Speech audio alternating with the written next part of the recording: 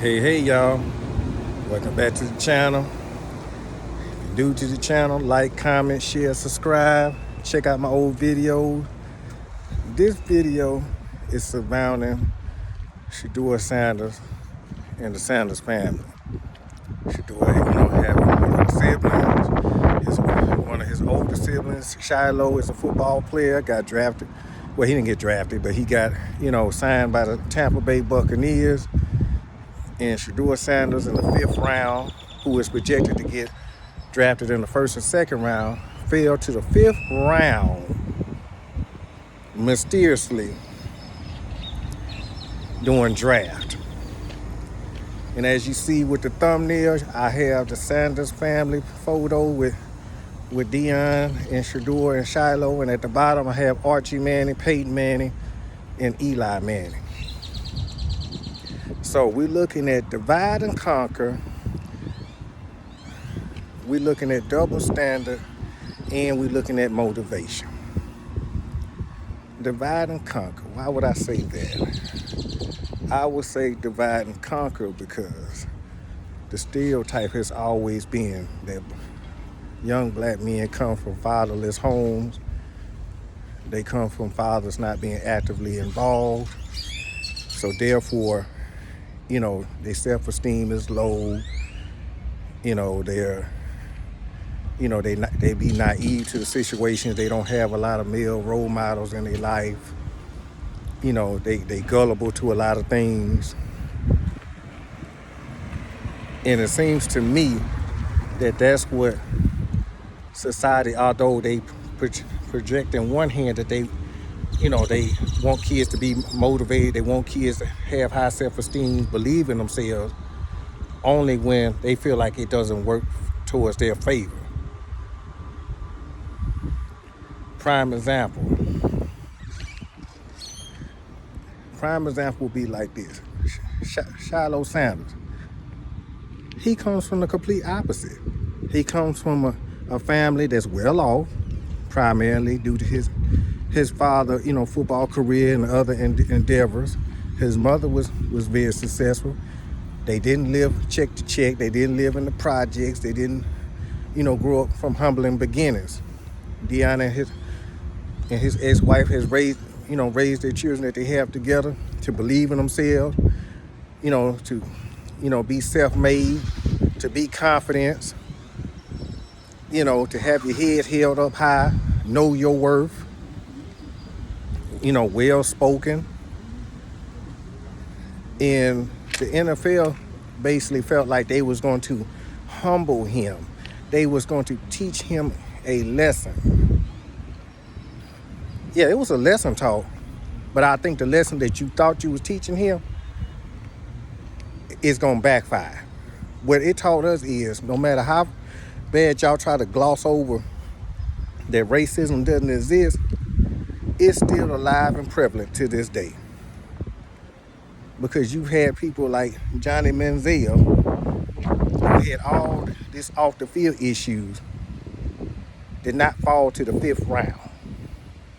Went to the same organization that Shedeur got signed to, which was the Cleveland Browns. Baker Mayfield had his own issues. Got drafted to the Cleveland Browns. Did not fall to the 5th round. Now, y'all always try to paint like it's not enough fathers out here doing what they supposed to be doing. And when you have a father that, that instill confidence, that instill, awareness, that instill, believe hard work ethic, be a leader, have faith in God, put God first, motivate the people. Everything that you would want a child to be, Shedeur, Shedeur, checks all the boxes off. But yet that's not what the NFL really want. The NFL want us black folks to come into the league and basically need them more than we don't need them. See, anytime you come in there and you got your own mind, your own thoughts, you self-motivated, you're gonna be successful whether you have a check from them or not. You know, they don't want that. They want you to come in there and talk like a slave. Yes, sir, boss. If you tell me to run into a wall, knowing I'm gonna get a concussion, I'm not gonna question it. I'm just gonna run into that wall and take the concussion at all. Just dumb shit like that. That boy didn't do anything wrong. You know, he didn't do anything.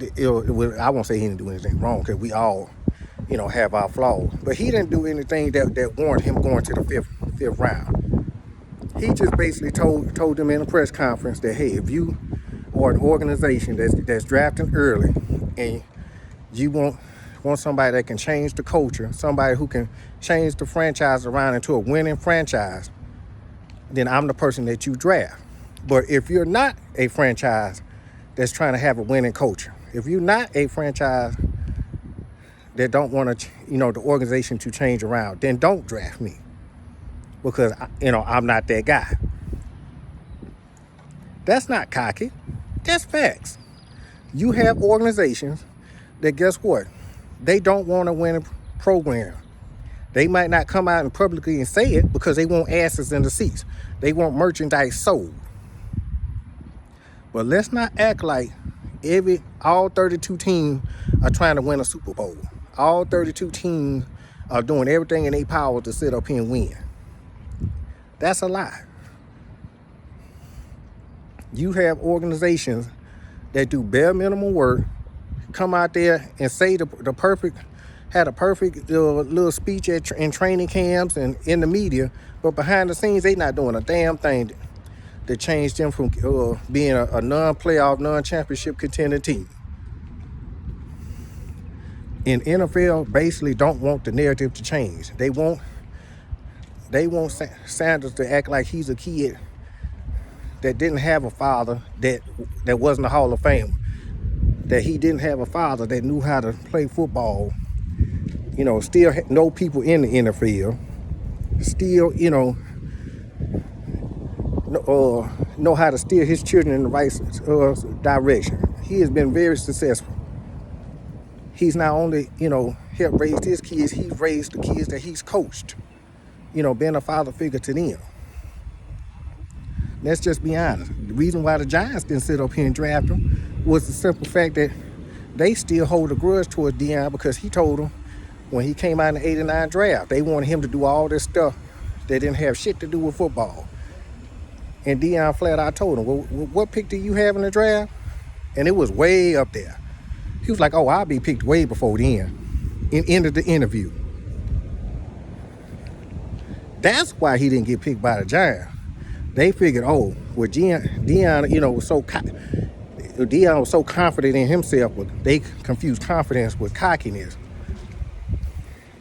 That they figured, oh, we'll get our revenge on Deion by sitting up here putting out false narratives about his son and don't pick him at all.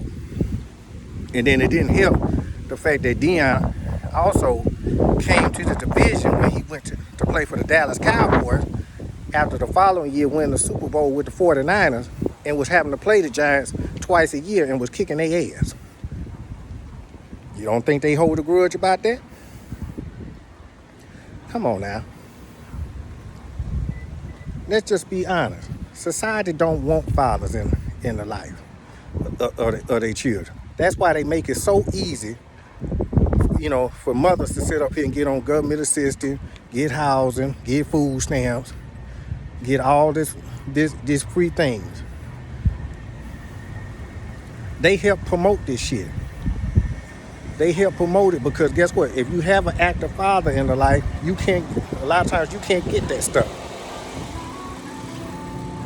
And they know if a black child comes from a two-parent household or at least a household where the father, or at least have a father active in the life, even if, the mother or not and father not married or dating or living in the same household, then guess what?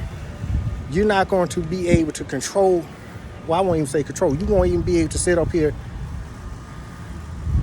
You won't be able to sit up here and fool this boy, this young man. They want to be able to shape and mold black kids into what they want them to be. And that's sad. Like, now you want to criticize black fathers because he needs to be able to have a voice of his own. He needs to be able to have thought process of his own. Well, if the father wasn't in his life and you drafted him, guess what? You're going to be trying to mold him into what you want him to be. You're going to want him to sit up here and share the same views that you keep instilling in him week in and week out. So what's the difference? Let a black father be a black father. Because according to y'all, the ratings are low. I mean, the percentage is low of active fathers. That's a lie. It's a lot of us black fathers, that are in our children's lives, that's sitting up here, putting them in football, putting them in basketball, putting them in piano lessons, karate lessons, potty training them, instilling confidence, doing what we have to do. Staying up with the child, when they're sick.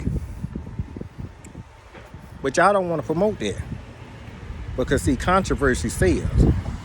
You don't want to say that, okay, one of the reasons why y'all made Shedeur Sanders sit up here and get drafted in the fifth round, because guess what? Your ratings was 7.3 million views.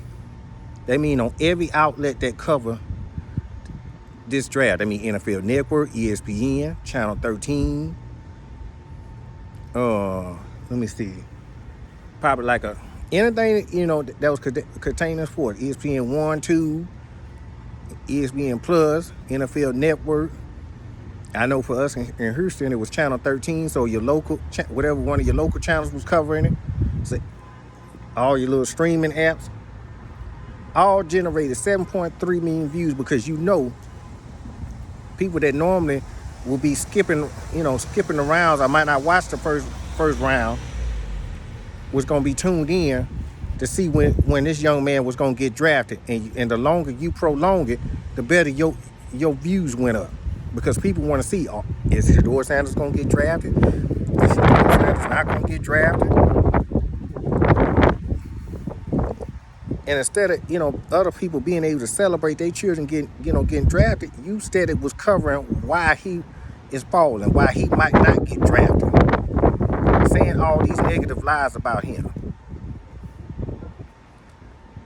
Just be honest. You don't want to draft a young black male that's confident, that can come in and have more influence over a team than you. Your quarterback is supposed to be a leader amongst men. Your quarterback is supposed to not only, have influence on the offensive line, the receivers, the tight ends, the defensive line. He is the franchise quarterback. And it's not like he's going to have negative, influence. He will have positive influence. Look at how many Colorado Buffaloes receivers got drafted. I saw somewhere where they had the most receivers drafted. I saw that young man at the NFL Combine, not only talking to his receivers that he just had a winning season with, but other people, other quarterbacks he was mingling with, other players he was mingling with. Come on now. I didn't see none of this stuff that y'all trying to paint this young man to be. Let's just be real. When he left Jackson State, I didn't hear nothing negative about him when he left Jackson State. They was appreciative of him being there. Didn't want him to leave. But sometime in life, and a lot of times in life, you have to grow and elevate. They loved him in Colorado. But see, when he don't fit into your system as a shut up and play ball, you don't have have a personality. You don't have have an opinion. Then you come out with these false narratives. No, the Giants just didn't want him because guess what? They didn't want to have to deal with Deion. Deion ain't gonna be on y'all like that. Deion got to get the Colorado Buffalo football players ready. Yeah, he might probably try to come to a game and sit in the stands, but he ain't trying to be on your coaching staff. He ain't trying to sit up here and micromanage what y'all doing. So whether you drafted him in the first round, second round, fifth round, sixth or seventh, Shedeur was going to always sit up here. He was going to always sit up here and ask his father opinion, because he know his father has been through this already. In society, y'all need to stop sitting up here trying to make us active fathers the villains. That's just simple as plain. You want to paint us as bad because, we instill confidence that we sit up here, our biggest, our children's biggest cheerleaders. We supposed to. We supposed to believe that our children are worth every penny that y'all have to offer, that our kids have abilities. He didn't do anything different than what Archie Manning did. When Eli was ready to be drafted, guess what? He did the same thing. He said, guess what? A certain team that I don't want Eli playing for. Y'all interviewed him in the 2004 draft. You interviewed Eli and Archie and asked him, hey, if you get picked by a team that you all don't like, will you go up there and take pictures? What are y'all going to do if a team don't pick y'all that y'all don't like?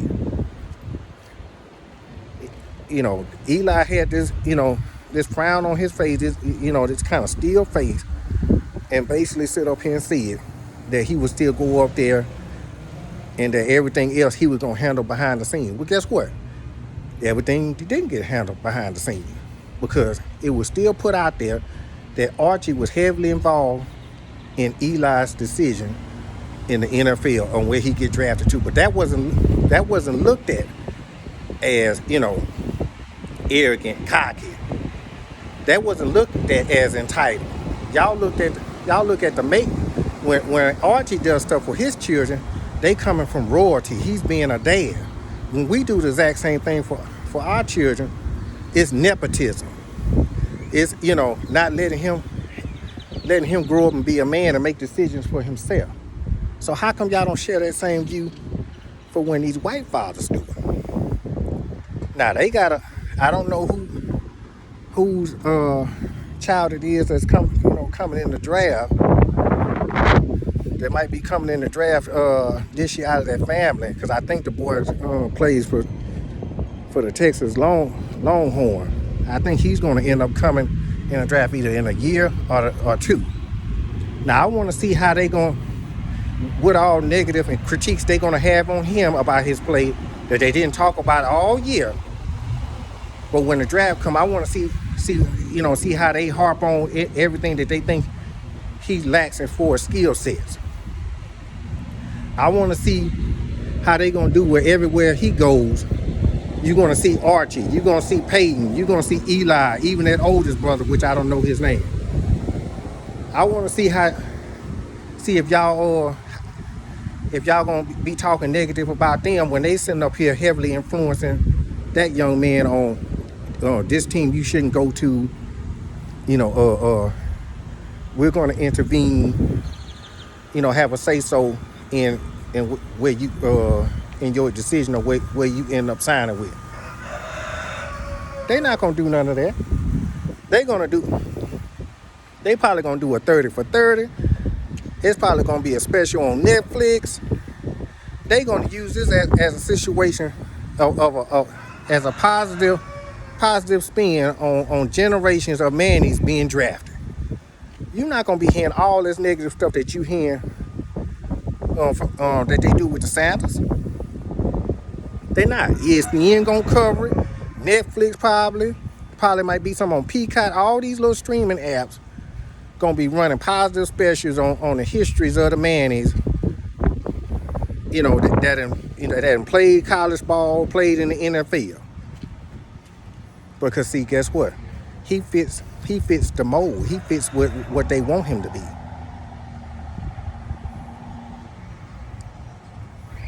That's why they're not gonna say nothing. See, when they like your family, they, and let's just be honest, when you're white, you can't do anything wrong when it comes to this sports. Let's just be honest. But when you're black and you're doing the exact same thing that Eli at the Mannings did, they want to paint it as a bad thing. It's not a bad thing. It's a bad thing to sit up here and be a father to your child. It's a bad thing to get on your child exactly how you would other players that you coaching that's on the same team. It's a bad thing to advise your child to sit up here and try to get on a team that fits your skill set, that actually want to win at the same time. No, it's not. It's a bad thing to sit up here and have a family that, that yes, they have problems, but they work through with it.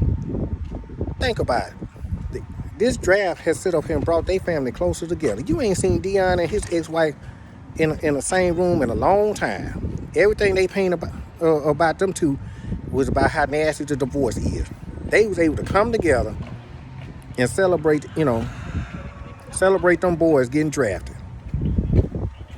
They even took a family photo together. But you see, y'all don't celebrate that. Y'all want to talk about, well, she was making faces in the back. She was this, that, and the third. Y'all don't say nothing about when they was taking a photo together. Y'all don't say nothing about when they were, sharing a laugh together when the boys was talking. You don't talk about, the joy that these two parents have because their boys, one has been drafted and one has been is an undrafted, was signed as an undrafted free agent. See, y'all don't want black families to unite. Because when black families unite, when black kids have their father influence, then guess what? Now you're not the influence. Now you not able to sit up here and manipulate us, our black children. It's the age-old thing, divide and conquer. Just like I said before, just like when it comes to, us being in our children's lives, y'all do everything y'all can to make these women want to separate from us so they can have it easier. Think about it. All the assistance that you can get all this stuff, but the father can't be in the household. The father has to be put on child support.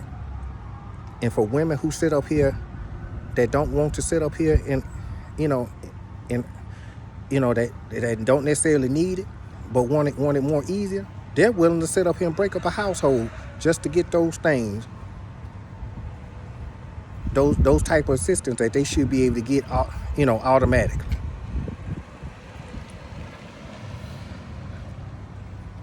You don't want to see a happy black family.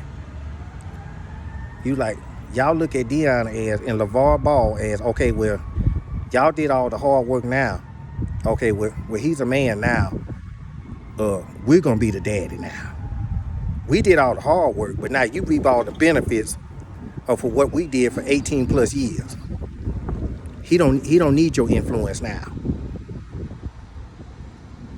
No, it's not. We are fathers to the day we die. And I don't care how much you try to sit up here and separate Deion from his children, you can see it on children's face that they respect him, they appreciate him, and that he's not going anywhere. Same thing with LeVar Ball. So if you think by sitting up here, making this boy lose $30 to $40 million that he could have potentially got on a rookie contract, that's going to make him lose confidence, lose self-esteem, look at his daddy differently, because that's what you want. You want him and his dad to be at odds. Like, see, because you and my dad, these teams turned their back on me and not wanted to draft me because they thought they were going to deal with you. See, y'all would love to be saying breaking news. Shedeur and Deion is at odds, because guess what? That gets you clicks. That gets you likes. Now you got a story to run with. Y'all don't do stories on that family like that, how successful he's been as a father. Same thing as LeVar Ball. Y'all don't do all that. Y'all always want to cover that, they too overprotective, they too this, they too that. They too outspoken. Anytime we show be, we passionate and have an opinion, it's looked at as a negative light. That's where the double standard comes. But by you doing it, drafting him in the 5th round, Now he's even more motivated. Watch he sit up here and get with them coaches. Watch he sit up here and develop a relationship with the offensive line and his receivers. He's gonna have a relationship with the custodians, the cooks, everybody. That boy gonna be so motivated and put in the work in the film room, the weight room, and on the field that you're not gonna have no other choice but to sit up here and draft him. He already got a fan base. Shit, I forgot how many, Instagram followers. He gonna have people at that game strictly for him. You gonna have people that stopped being Brown fans long time ago start coming back to them games because they want to see that young man win. But it ain't gonna be because y'all have to be forced to play him. It's gonna be because guess what? He earned it, just like he's done for his whole young life so far. And he's gonna make so much money outside of football that contract that y'all gonna give him, that's gonna be peanuts. That's gonna be crumbs compared to what he get from endorsements. And you're gonna see him donating to churches, donating to folks that's less fortunate. He's gonna continue to be a God-fearing man and helping the homeless and the hopeless, like he's been doing. And it's not gonna be because y'all influenced him to do that. His daddy has forced him, has instilled that in him and taught him to give back. His daddy has gave him his work ethic. His mama has gave him that work ethic.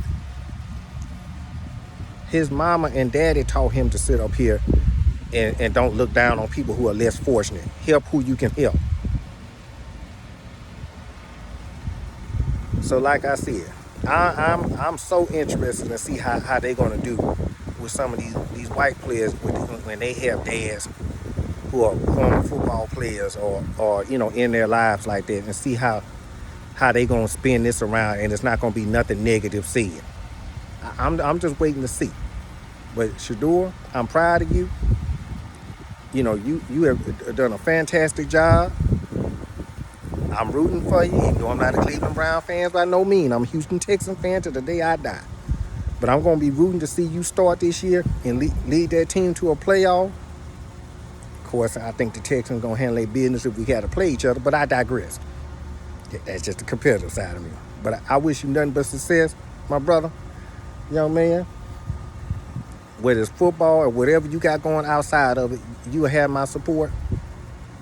Shiloh, I appreciate you being a big brother and sitting up here, keeping your younger brother, spirits up and not letting him, have self-doubt and think about, oh, what did I do to deserve this? No, you kept that, you kept all of our spirits up. You kept all of us, believing that this young man was going to get drafted, which we already knew he was going to get drafted.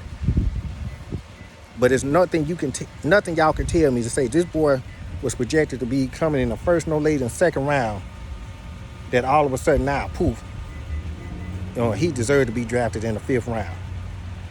That was a strategy because you didn't really have a whole lot of quarterbacks, or teams that really needed quarterbacks like that. And so y'all did whatever y'all could to have ratings up. Let's just be honest. It wasn't no coincidence that the Atlanta Falcons sit up here had a defense coordinator's son pull a prank on him, saying that they're the Saints GM coaching staff, and saying they were going to draft him in the 9th round.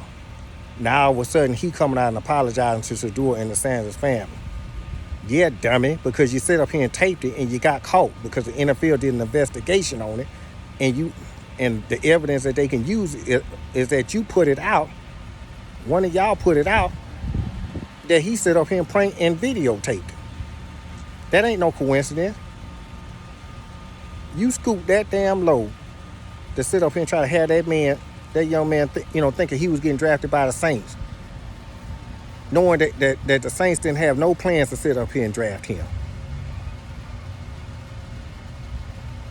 See, when you got a family that's going to support you and back you up, you can't do stuff that's going to break Shedeur. He has sisters that support him, brothers that support him, family, parents. that support him, churches that support him. Y'all not gonna break him. That divide and conquer didn't do nothing. You just made him gonna work harder.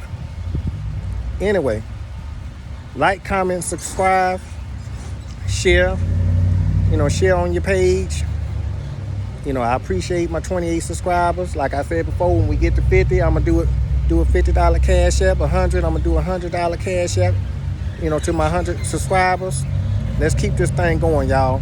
And us active fathers, don't let them try to change us, because we're not doing nothing that they wouldn't do for their child. Don't believe in all this crap. When we do stuff for our children and put them in the best position, is nepotism. Nepotism been around a long time ago. It's been around for a long time now, and we not the first race to do that. Matter of fact, where you think we learned it from? We learned it from them.